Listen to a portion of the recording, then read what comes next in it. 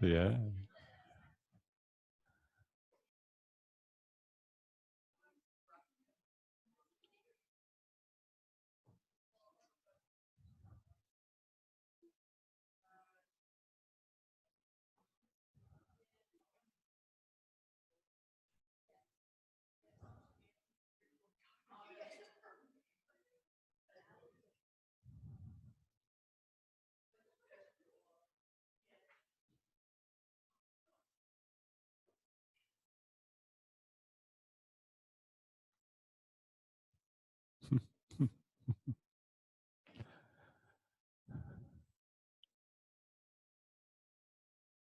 I said yesterday that we'd be tying up endings of things that we started and did a lot of in the training today. So that's my aim. And how much we tie up and how much we leave loose, I don't know. We'll see by the end of the day. All right. We'll start with a short process. I won't call it an ATM because it's not really an ATM, but it's a short process. And then from there, we'll go into a bit of reflection time where you'll have the opportunity to answer and reflect upon a few questions that I've put together. Okay. Please lie on your back.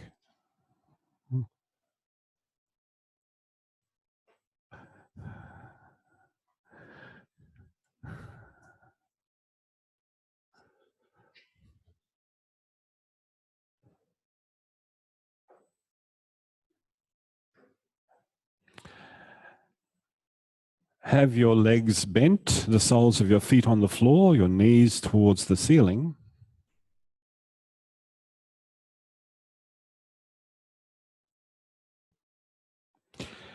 Lie your arms on the floor somewhere beside your torso. And get quiet in yourself.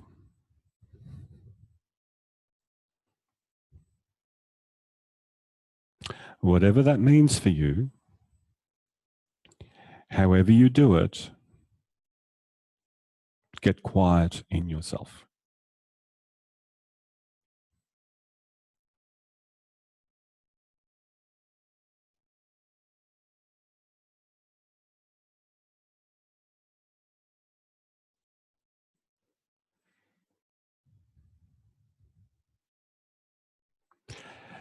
Pay attention to what starts to change in your experience as you quieten.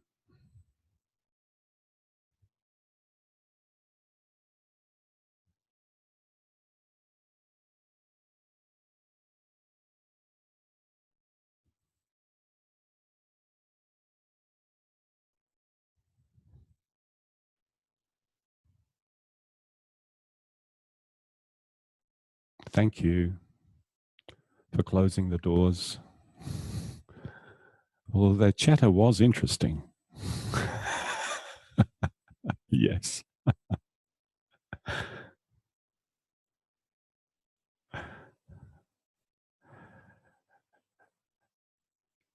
Begin to notice the back of your chest and how the back of your chest makes contact with the floor.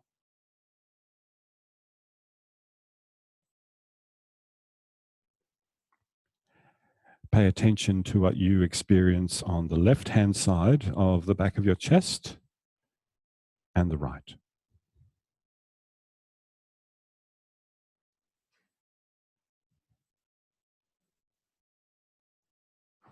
What's the difference?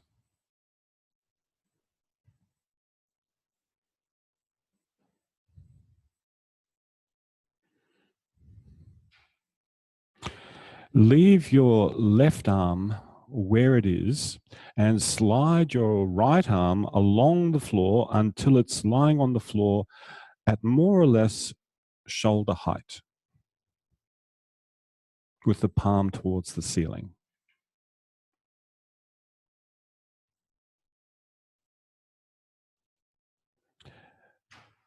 Now notice how the back of your chest contacts the floor.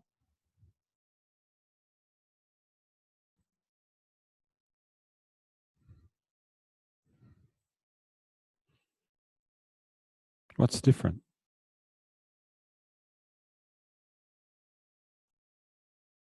And if you're not sure, please attentively roam backwards and forwards between those two arm positions, because it's not a challenge. What do you remember? And now what can you sense as difference? It's a process.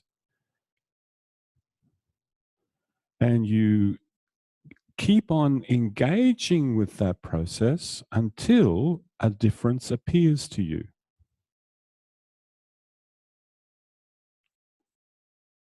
And the energy that you supply is the energy of maintaining your interest.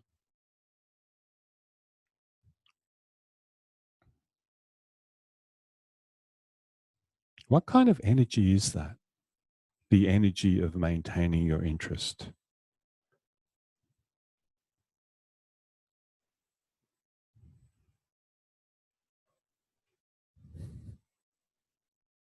I could crack a joke at this moment, but I won't.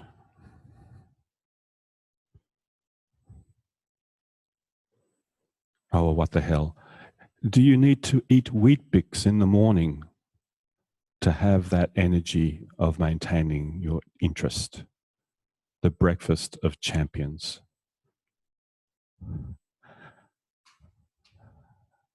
The next time your arm is out to the side, leave it there and notice how much of the length of your arm can you sense lying on the floor.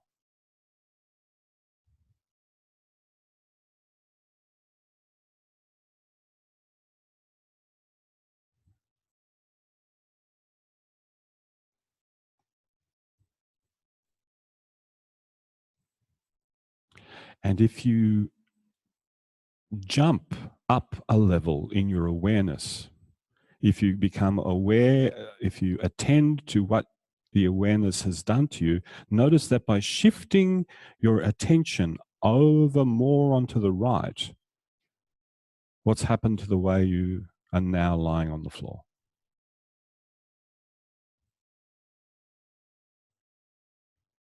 Could it be that a simple shift in attention starts to change our experience of ourselves in some sort of physical way?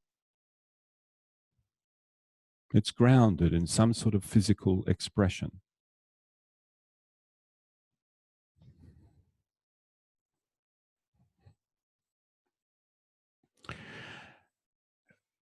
Listen carefully before you start exploring the next variation. Lift the whole of your left arm or right arm all at once, so that the whole arm lifts together, and only lift it as much as you can start to feel the skin pressing a little more lightly on the floor. So the whole arm, and just enough to feel the reduction in contact with the floor. Start doing that.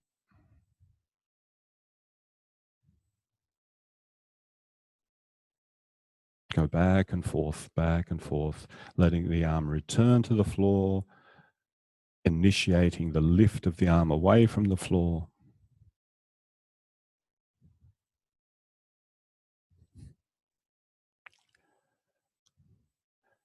And in that small little movement that you're making,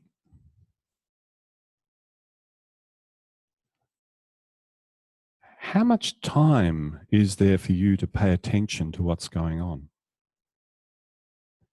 Even though the movement is small in space, how many moments of awareness can you experience within that small motion?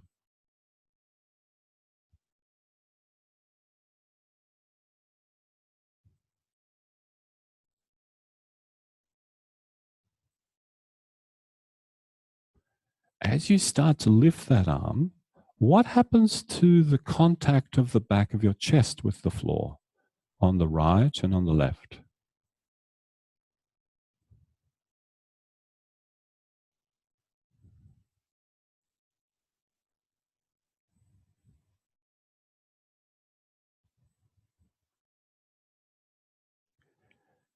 And for the next few moments, could you please explore this particular organization?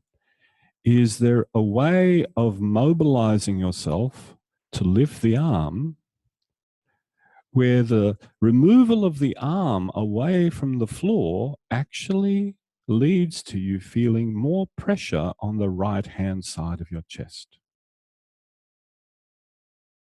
And you're not intentionally doing anything with your legs or your abdominal muscles or your neck or the muscles of your back, but you still experience the weight shifting onto the right-hand side of your chest. Explore what that is. The right arm is out to the side at shoulder level. The palm is up towards the ceiling. And you're not doing any intentional movement with any other part of yourself other than lifting the length of the arm from the floor. That's it.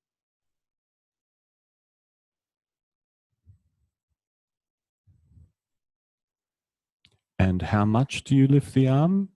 Enough for you to experience a slight reduction in contact pressure between the arm and the floor. That's it. No higher than that.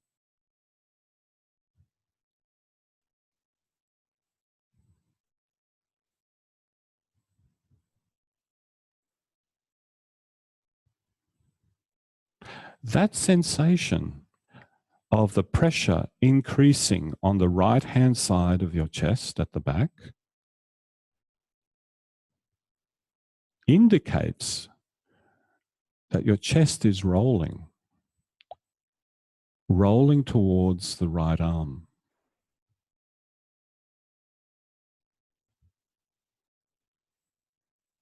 And now that I've given you that description, lifting the arm in such a way that you experience the chest rolling, does that facilitate your exploration?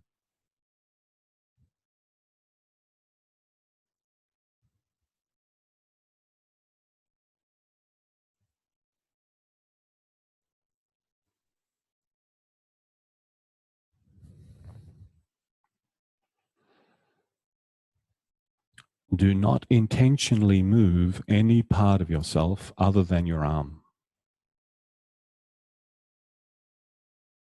Do not assist with the legs. Do not assist with the pelvis and the abdomen. Do not assist with the neck, the back muscles.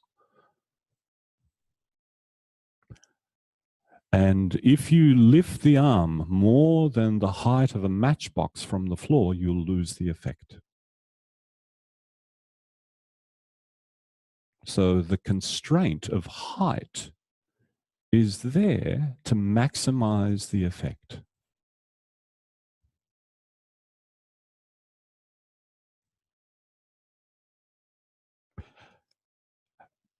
Make one more variation before we finish. That left arm of yours that's lying along the floor, could you just drape it across your chest?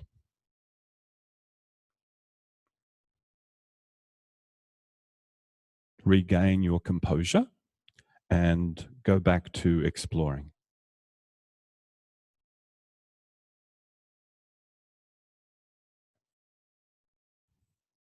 Could you get so quiet in yourself that the lifting, that slight, tiny little lifting of that arm actually disturbs you and rolls your chest to the right?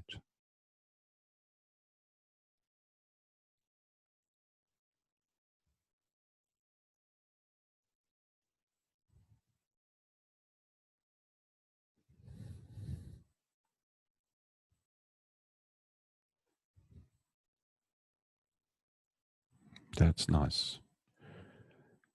That's really nice. And I can report that back because I'm seeing the movement happening through you.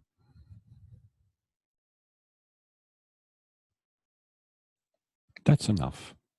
Leave it.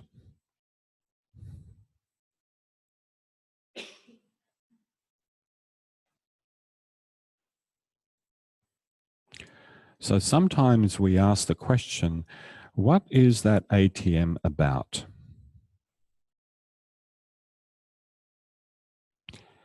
This ATM is about you experiencing how muscles move the skeleton. When you had your arm out to the side, there's a muscle, a huge muscle that attaches to the ribs at the front of the right-hand side of your chest and inserts into the arm. When you go to lift that arm, that muscle starts to contract. And as it contracts, it pulls on the arm and it pulls on your chest. It pulls at both ends. Your arm is the lighter of the two. It will lift more readily than the chest will roll. But if you quieten yourself down and don't do anything to prepare yourself to lift the arm, you can literally experience the chest being rolled through the pull, I'll give it a name, of the pectoral muscles.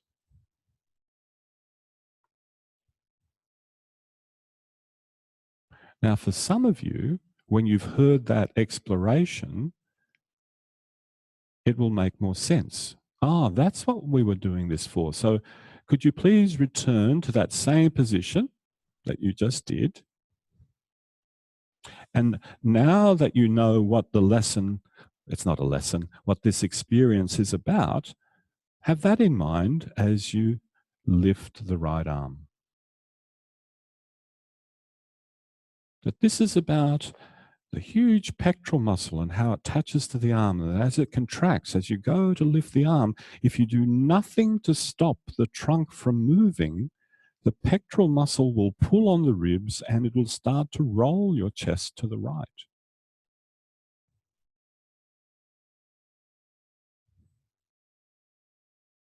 As a matter of fact, the more quiet you get in the rest of yourself, the more you start to sense that happening.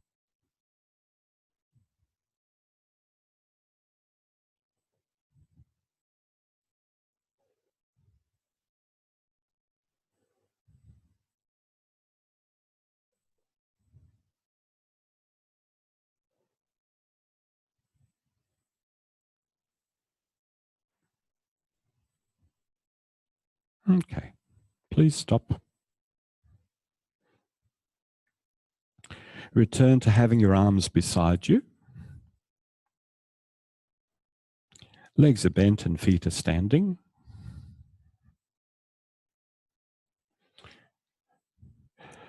And having explored in that manner, attending to yourself in that way, notice the after effect.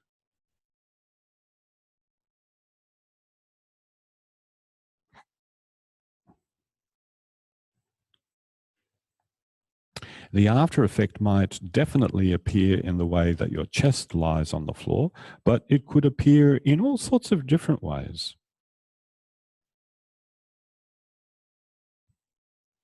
It could even appear in your understanding of, oh, that's how my arm connects to my trunk.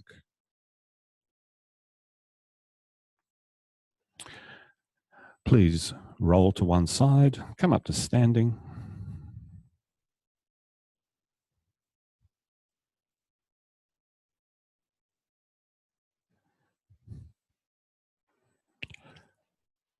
Notice if there's an after effect in standing.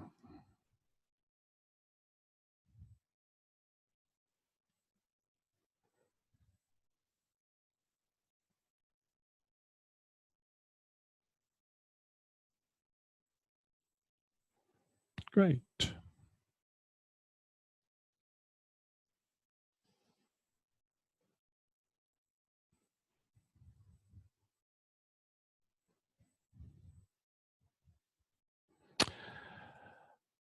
So we're going to just engage in, we're going to engage in a reflective process. I'll be projecting some questions up there on the board, on the projector screen.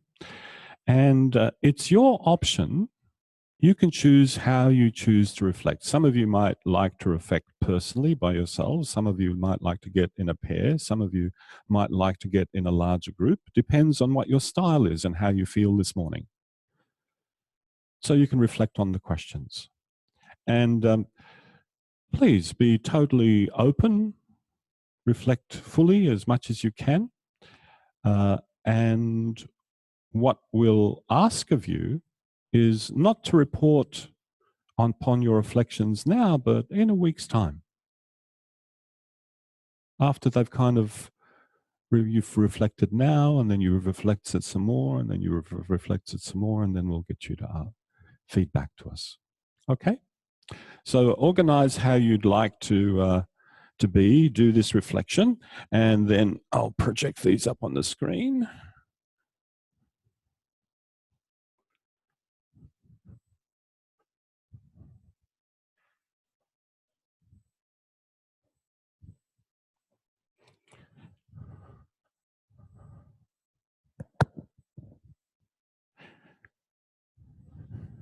It'd probably be a good idea to have a piece of paper and something just to jot down a few things if you want. If you don't want, you don't need to.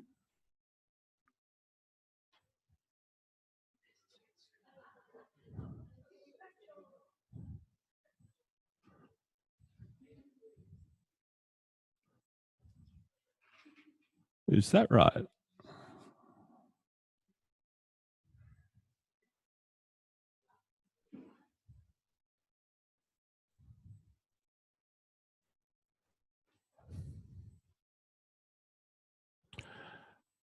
So here are the questions. I'll just read them out to you. And so first question, in what ways has your understanding of ATM lessons changed?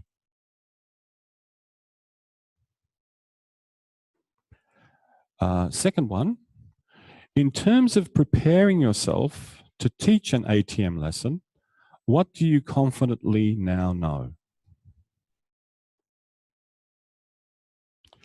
3, if you could have a series of private tutorials, either with Jenny or me or Susan or Ruth, about something particular you encountered in this training segment, what would you request? Free of charge, of course. Don't let that inhibit you. And number 4, reflecting on your ATM teaching, recall and describe some experiences from which you benefited. 5, what 3 factors do you consider to be essential for an ATM lesson to be successful? And none of these are trick questions, by the way. We are really wanting your response, not what you think we're expecting, okay? And the 6th one, if friends asked you to do some ATM lessons with them, would you? How would you proceed?